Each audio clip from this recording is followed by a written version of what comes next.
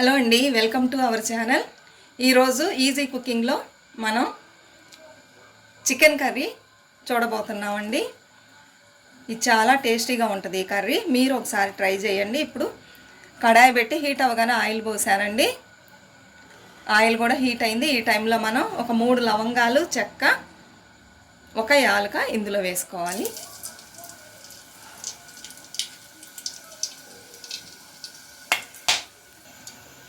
ఇప్పుడు సన్నగా కట్ చేసి పెట్టుకున్న 3 ఉల్లిపాయలని 3 మీడియం సైజు ఉల్లిపాయలని ఇలా సన్నగా కట్ చేసుకోవాలండి. అప్పుడే గ్రేవీ బాగా వస్తుంది. ఈ టైంలో ఇందులో వేసుకోండి. నేను చేసే వంటలన్నీ చాలా ఈజీగా ఉంటుందండి, పెద్ద ప్రాసెస్ ఉండదు, అలానే మంచి టేస్ట్గా ఉంటుంది. మా ఇంట్లో అందరు లైక్ చేస్తారు ఈ చికెన్ కర్రీని. మీరు కూడా తప్పకుండా ఒకసారి ట్రై చేయండి. మన ఛానల్లో వీడియోస్ నచ్చినట్లయితే సబ్స్క్రైబ్ చేసుకోండి, తప్పకుండా సపోర్ట్ ఇవ్వండి. ఇక్కడ చూస్తే ఎక్కువగా ఉన్నాయి కదండి ఉల్లిపాయలు, వేగేటప్పటికి కొంచెంగా అయిపోతుంది.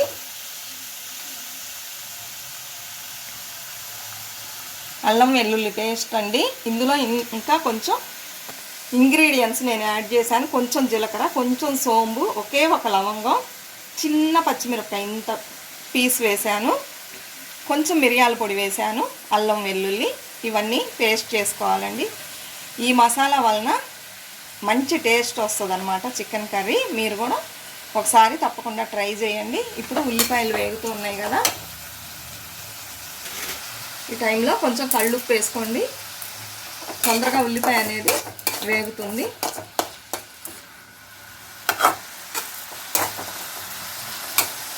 ఎవరైనా ఈజీగా ఇట్టే చేసుకోవచ్చండి.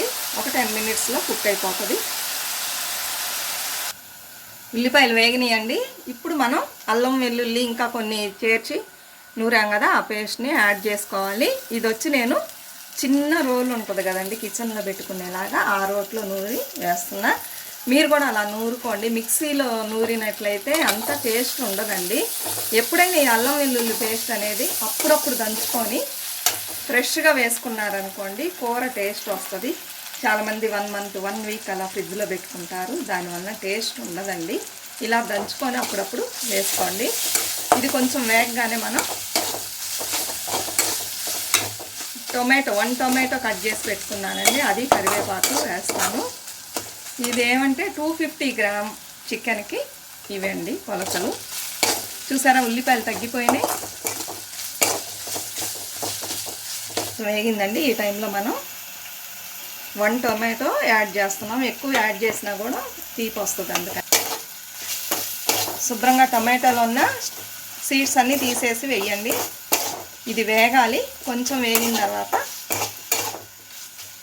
చూపిస్తానండి.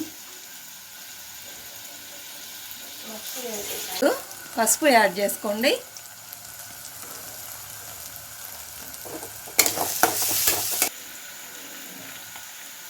ఈ టైంలో కూర కారం అండి, ఇది వేసుకుంటే మంచి టేస్ట్ ఇస్తుంది చికెన్ కర్రీ. మీరు ఎంత కారం తింటారో అంత చూసి వేసుకోండి. కొత్త కారం కదా, కొంచెం కారంగానే ఉంది. ఇది కూడా కలిపేసేయాలండి.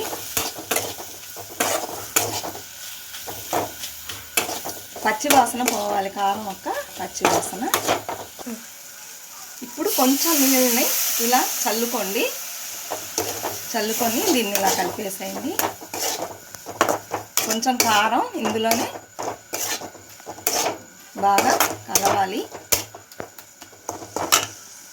ఇప్పుడు మనం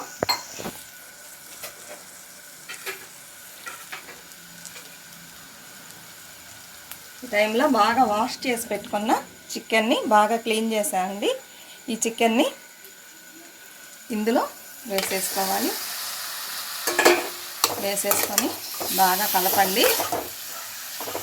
ఇలా కలిపేసి మనం మూత పెట్టామనుకోండి, ఇందులో ఉన్న ఉప్పు కారం అన్నీ ఈ చికెన్కి మసాలా అంతా బాగా పడుతుంది. కొంచెం సేపు ఇలానే ఇందులోనే వేపాలండి. ఒక 25% కుక్ అయిన తర్వాత మనం తగినన్ని వాటర్ యాడ్ చేసుకోవాలి. మేము చికెన్ అన్నీ ఆన్లైన్లో ఆర్డర్ చేయమండి. ఏదైనా నాన్ వెజ్ అప్పటికప్పుడు ఫ్రెష్గా తెచ్చుకుంటాం. ఇది సుగుణ చికెన్ అంటారండి ఇక్కడ. అప్పుడే మనకి ఫ్రెష్గా కట్ చేసి ఇస్తారు మన కళ్ళ ముందు. ఆన్లైన్లో దయచేసి ఎవరు ఆర్డర్ పెట్టుకోకండి, ఓల్డ్ స్టాక్ని కూడా ఇస్తారు. అస్సలు అంటే అస్సలు బాగోదు. అందుకని ఏదైనా సరే ఫ్రెష్గా తెచ్చుకోండి. ఇప్పుడు మనం మూత పెట్టాము. చూసారా, చికెన్లో నుంచి కొంత నీరు అనేది వచ్చింది. ఈ టైంలో ఇది ఒక 10 మినిట్స్ పైనే ఉడికిందండి. ఈ టైంలో మనం తగినన్ని నీళ్లు పోసుకొని మీడియం ఫ్లేమ్లో పెట్టి మూత పెట్టేసినట్లయితే అది కుక్ అవుతుందండి. ఇప్పుడు తగినంత వాటర్ యాడ్ చేసుకున్నానండి ముక్కలు మునిగేంత వరకు. ఇలానే మనం ఒక 10 మినిట్స్ పెట్టినట్లయితే చికెన్ బాగా ఉడికిపోతుంది. దగ్గర పడింది కదండి. ఈ టైంలో మనం తగినంత కొత్తిమీర వేసుకొని మళ్ళీ కొంతసేపు మూత పెట్టేసామంటే ఇంకా కొంచెం దగ్గర పడుతుంది. ఇది మరీ గ్రేవీగా కాకుండా చేస్తానండి, చూపిస్తాను. దగ్గర పడింది కదండి. ఇప్పుడు మనం దించబోయే ముందు కొంచెం మిరియాల పౌడరు వేసుకోవాలి.